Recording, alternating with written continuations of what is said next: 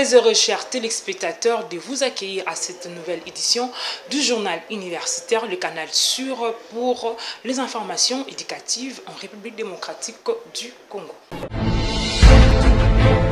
Débutons ce journal par la cérémonie d'octroi du diplôme honoris causa au grand chancelier des universités et instituts supérieurs de la République démocratique du Congo, le président de la République Félix Antoine Tshisekedi Tshilombo, par l'université de Kinshasa. Ce titre honorifique lui est décerné pour ses promesses réalisées durant son quinquennat. Cette cérémonie a eu lieu jeudi dernier au nouveau chapiteau des étudiants de l'INIKIN. Reportage de Serge Mbouyi et Jordan Kabengele.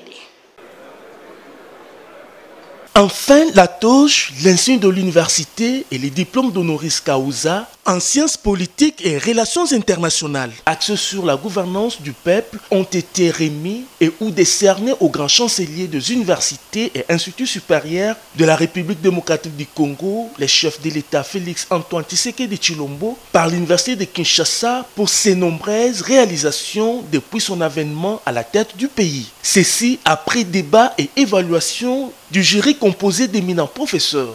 Devant le corps professoral, membres du gouvernement, président du Sénat et celui de l'Assemblée nationale, le recteur de l'université de Kinshasa, le professeur Jean-Marie Kaembentumba, a relevé plusieurs points qui ont constitué les leitmotivs de cette reconnaissance au chef de l'État par son comité de gestion. Le doctorat honoris causa dans la tradition universitaire qui remonte à 1919 est une marque de distinction offerte par une université à une personnalité s'étant particulièrement distinguée dans un domaine donné. Il s'agit en d'autres termes d'une distinction honorifique pour reconnaître la compétence et l'excellence de personnalités nationales ou internationales dans différents domaines de l'activité humaine. Le président Tshisekedi a accompli un faisceau d'actes, posé de multiples gestes qui inscrivent désormais notre pays dans un horizon de temps et d'espace. Les prouesses réalisées par notre président de la République en 4 ans et demi méritent d'être relevées. En plus de les distinguer de ses prédécesseurs, ces réalisations remarquables lui attachent un honneur digne d'être considéré par les scientifiques, par les docteurs en sciences. Les distinctions se sont révélées de point de vue économico-financier, amélioration du climat des affaires, accroissement du budget de 5 à 7 milliards de dollars US. Après avoir été décerné ces diplômes, le chef de l'État a de la plus belle manière accepté avec humilité cette reconnaissance à son égard, tout en revenant sur sa vision du redressement de la RDC, résumée en renaissance, développement et crédibilité. Je suis engagé, depuis mon investiture, à renforcer en amont les mécanismes de vérification, de contrôle et de surveillance dans les secteurs enclins à la corruption, avec le concours accru de la Cour des comptes, de l'Inspection générale des finances et de la cellule des renseignements financiers.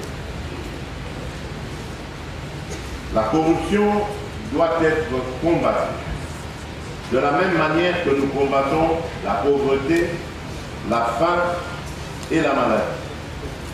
Elle est un obstacle majeur à un développement sain et équitable, à la transparence et à l'obligation des gestionnaires des politiques publiques de rendre des comptes. Étant donné que la corruption détourne au profit des riches des ressources destinées aux pauvres, qu'elle fait également les coûts pour qu'elle fait également augmenter les coûts pour les entreprises, qu'elle fausse les dépenses publiques et qu'elle décourage les investisseurs étrangers, nous devons l'éradiquer. Ici est de rappeler que les professeurs Ntumba Luaba, Kazumba Chiteya, Jacques Njoli et Sengekeli, Tazi Kizei et Langwa Kiwani ont été membres du jury qui ont délibéré la proposition du comité de gestion de l'université de Kinshasa de décerner au président de la République ces titres honorifiques. Après une préavis de quelques semaines accordée au gouvernement congolais, les banques syndicales et associations de l'enseignement supérieur et universitaire se sont réunies ce vendredi au centre hospitalier Kassop en vue d'évaluer les revendications des Bibois dans le but de prendre les décisions idoines quant à ce. À l'issue de leurs échanges, une déclaration a été lue par le rapporteur du banc syndical de l'ESU qui est au micro de Jordan Kabengele. C'est le banc syndical et les associations enseignantes de l'enseignement supérieur et universitaire qui se sont réunis pour évaluer la situation de l'heure après qu'ils aient fait une déclaration solennelle le mercredi 20 septembre 2023. Cette déclaration était relative au non-respect par le gouvernement de la République des accords pris lors de la commission paritaire de Bibois. Nous avons réalisé qu'après que nous ayons fait cette déclaration et que nous ayons donné 12 jours d'ultimatum au gouvernement de la République pour qu'il puisse réagir, jusqu'à ce jour, le gouvernement n'a pas réagi. Ce que nous revendiquons d'abord, c'est la mise en œuvre du comité permanent de suivi. C'est ce comité qui devait étudier avec le gouvernement de la République toutes les résolutions prises à Bibois.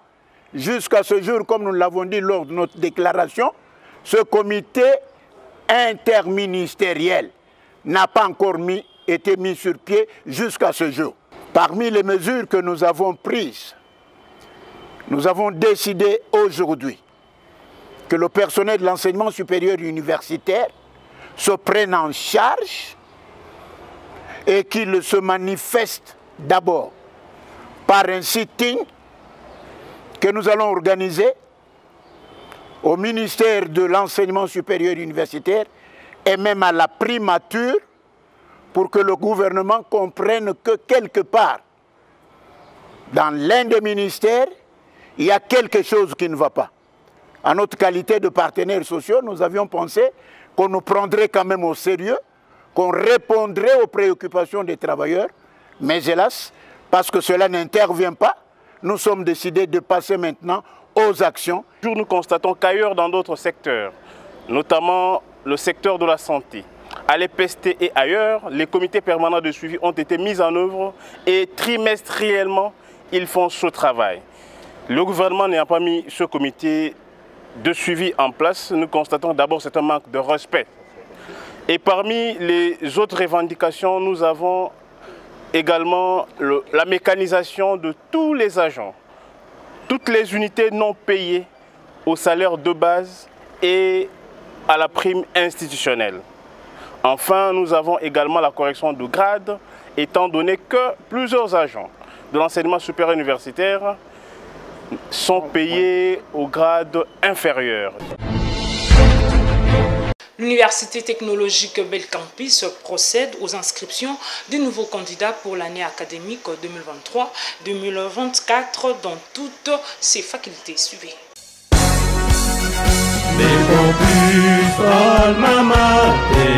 Chers diplômés d'État, vous qui souhaitez embrasser les études universitaires, voici l'opportunité à ne pas manquer. L'Université technologique Belcampus vous invite à prendre déjà vos inscriptions pour l'année académique 2023-2024 émaillée du système licence, master, doctorat.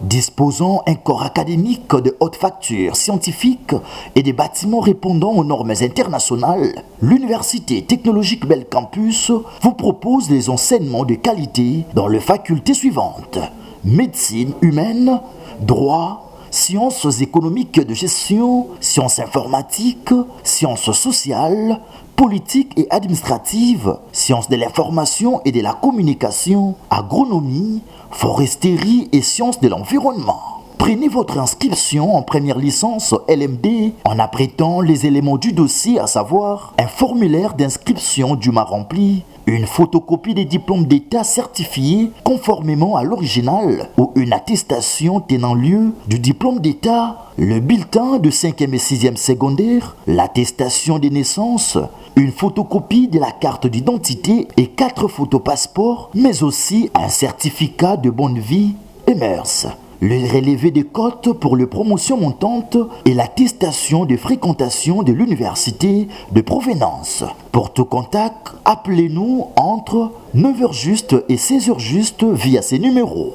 Plus 243 85 128 71 22, soit au plus 243 85 10 80 577. Venez assurer votre avenir en vous inscrivant à l'Université technologique Bel Campus pour l'année académique 2023-2024 à la 8e rue industrielle, numéro 17, commune de Limété. UTBC, le choix idéal pour une formation de qualité. Restons à l'Université technologique Bel Campus pour parler cette fois-ci de la cérémonie d'inauguration du studio d'apprentissage et des pratiques des étudiants du département de sciences de l'information et de la communication. Une initiative saluée par les apprenants qui désormais n'auront pas de difficultés pour lier la théorie à la pratique au sein de leur établissement. Ils m'ont signé Nadège Massengou, Jires Landou et Cosma Longue. C'est dans le but de mettre l'étudiant au centre d'une bonne formation que les présidents du conseil d'administration de l'Université technologique Bel Campus, avec le membre du comité de gestion, ont mis en place ces studios-écoles bien équipés de matériel de pointe qui va permettre aux étudiants du département des sciences de l'information et de la communication de lier la théorie à la pratique. Dans son mot de bienvenue, le secrétaire général académique de l'UTBC a commencé par rendre un vibrant hommage au président du conseil d'administration de cet établissement, M. Léopold Boseko Tawacha, pour sa volonté de faire de l'UTBC une grande école de formation dans tous les domaines. Pour sa part, Léopold Boseko Tawacha, président du conseil d'administration de l'Université technologique Bel Campus, a remercié tous les personnels pour leur confiance en eux avant de relever le bien fondé d'avoir un studio-école dans un établissement comme celle-ci. Dans une institution, tout comme dans la vie d'un homme, tout n'est pas facile. Il faut avoir le courage de regarder derrière soi pour voir qu'est-ce qui a marché, qu'est-ce qui n'a pas marché, et si ça n'a pas marché, essayer de trouver des solutions. Et le leitmotiv de ce plan stratégique de développement fait, mais vos doyens ont pu déjà commencer à réfléchir parce que des instructions claires leur ont été données déjà depuis un certain temps. Nous voulons que chaque faculté de notre université puisse produire des projets productifs.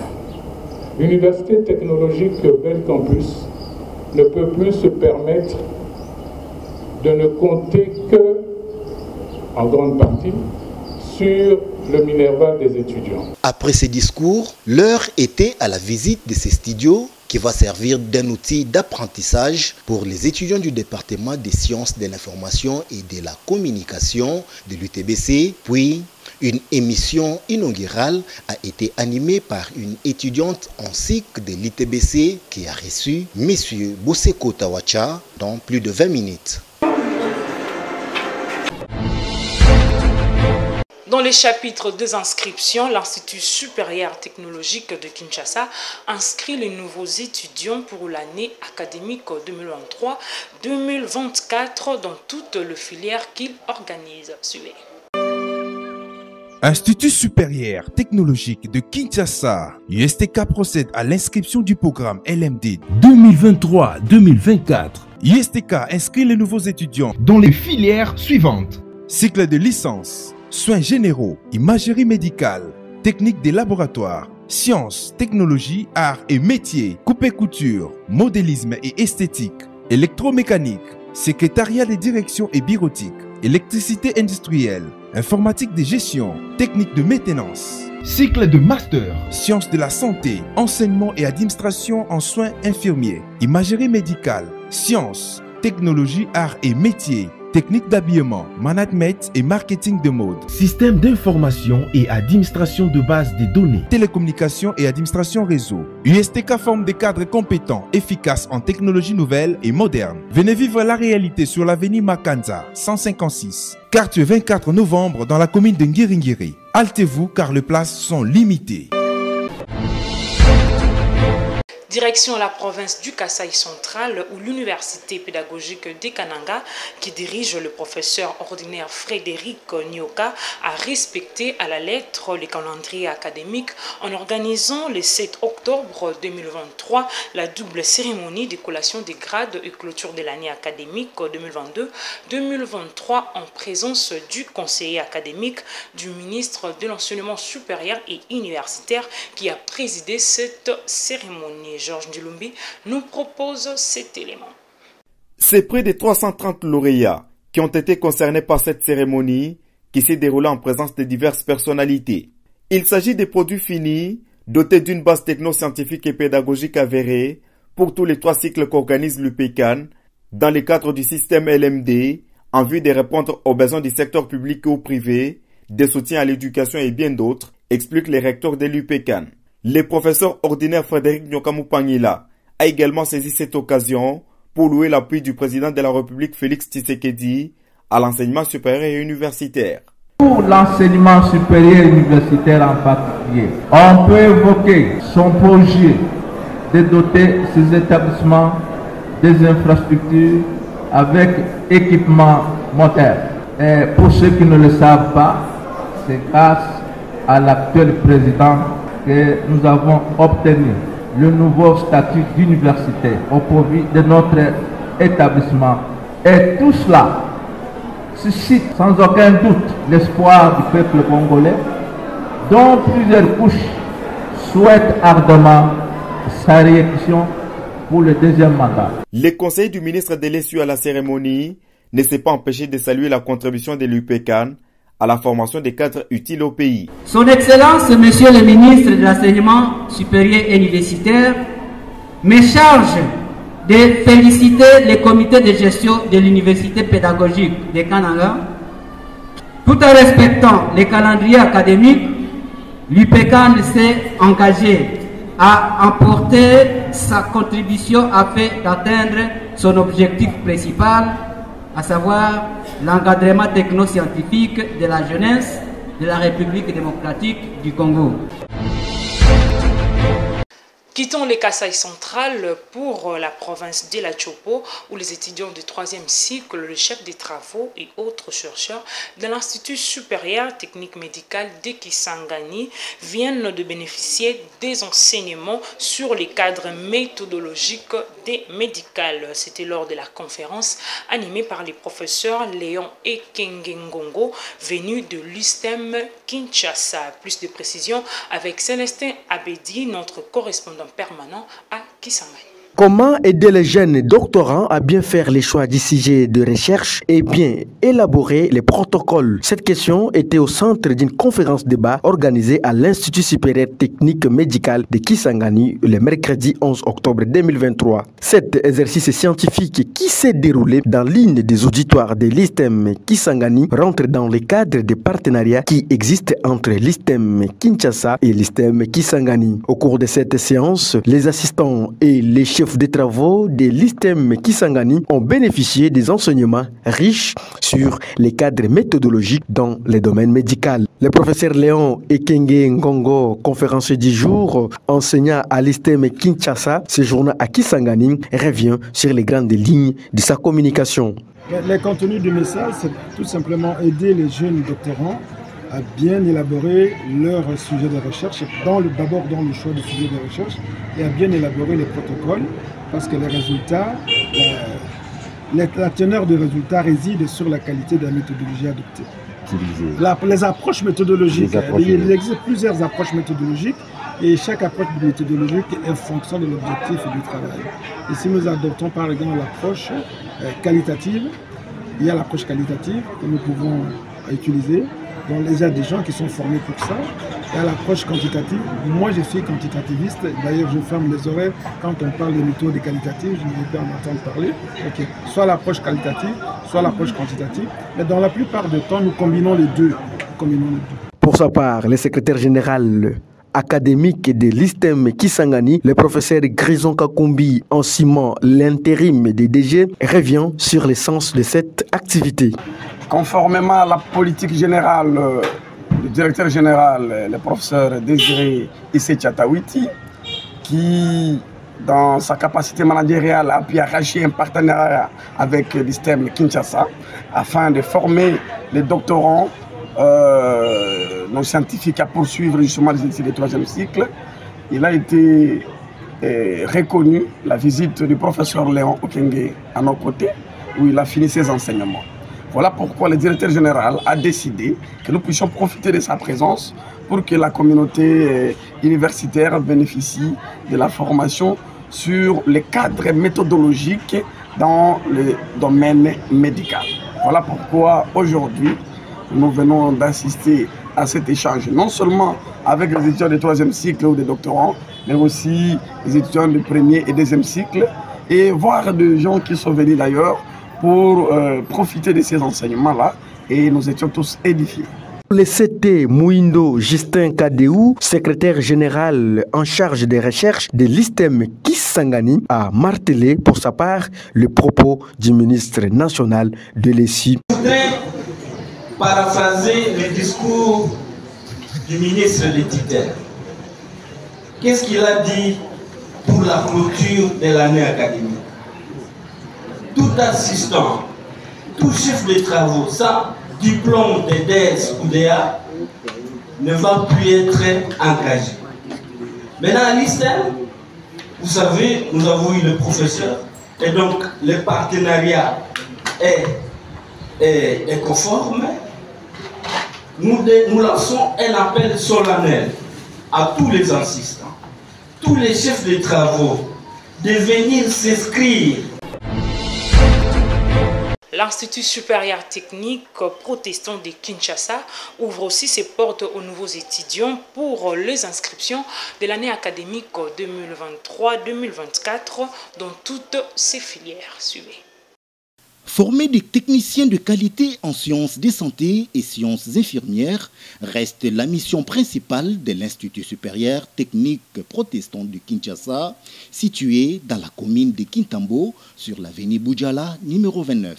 Pour cette nouvelle année académique 2023-2024, l'ISTPK procède déjà aux inscriptions dans les sections ci-après: technique des laboratoires, sage-femme, pédiatrie et informatique de gestion. L'ISTPK dispose des enseignements de qualité en santé publique, santé communautaire et en technique biomédicale.